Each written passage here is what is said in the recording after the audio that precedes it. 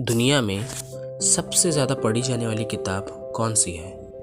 और यह वही किताब है जिसकी 1 लाख से ज़्यादा कॉपीज़ हर हफ्ते प्रिंट होती है और फ्री में बांटी जाती है। और वो किताब है बाइबल। और आज मैं आपको बाइबल के बारे में कुछ चीज़ों को बताऊंगा। बाइबल ये शब्द आया है यूनानी भाषा बिब्लोस से, जिसका अर्थ है किताबें।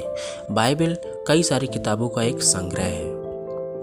बाइबल को 40 लेखकों ने 1500 वर्षों की अवधि में 3 अलग अलग महाद्वीपों में लिखा है, जो है एशिया, अफ्रीका और यूरोप। और ये 40 लेखक अलग अलग पृष्ठभूमि से थे, जैसे कि भविष्यवक्ता, राजा, वैद्य, चरवाहे, चुंगी लेने वाले इत्यादि। बाइबल में कुल 66 किताबें हैं, जो 2 हिस्सों में बटा हुआ है। पहला हिस्सा है ओल्ड टेस्टामेंट, जिसे हम लोग पुराना नियम कहते हैं, जिसमें 39 बुक्स हैं। दूसरा हिस्सा है न्यू टेस्टामेंट, जिसको हम लोग नया नियम कहते हैं, जिसमें 27 किताबें हैं। बाइबल को 3 भाषाओं में लिखा गया है। हिब्रू यानी इब्रानी भाषा, अरामिक यानी अराम्य भाषा, ग्रीक यानी यूनानी भाषा। बाइबल में जो ओल्ड टेस्टामेंट है उसे इब्रानी भाषा में लिखा गया है, और जो न्यू टेस्टामेंट है उसे यूनानी भाषा में लिखा गया है।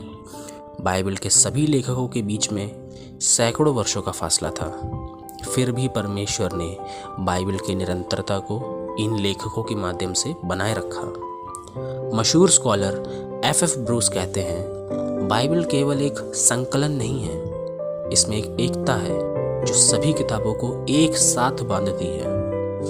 मानव लेखकों से बढ़कर बाइबल परमेश्वर द्वारा लिखा गया, क्योंकि बाइबल के इन लेखकों ने पवित्र आत्मा से प्रेरित होकर ही बाइबल को लिखा। क्योंकि जैसा वचन इस बात को बताता है 2 तिमोथी 3:16 में, हर एक पवित्र शास्त्र परमेश्वर की प्रेरणा से रचा गया है। और बाइबल में की गई हर एक भविष्यवाणी परमेश्वर की ओर से थी, जिस कारण वो सारी भविष्यवाणियाँ पूरी हुई।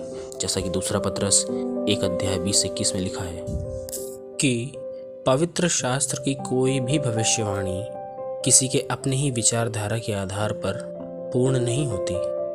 भक्तजन पवित्र आत्मा के द्वारा उभारे जाकर परमेश्वर की ओर से बोलते थे।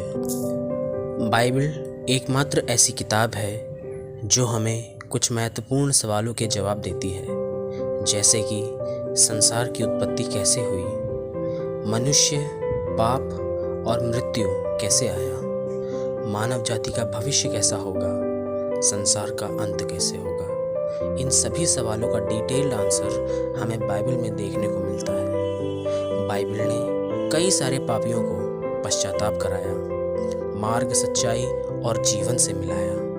जिसने भी बाइबल को पढ़ा वो कभी लज्जित नहीं हुआ। पूरी बाइबल प्रभु यीशु मसीह पर केंद्रित है। पुराना नियम प्रभु यीशु मसीह के आने की भविष्यवाणी करता है।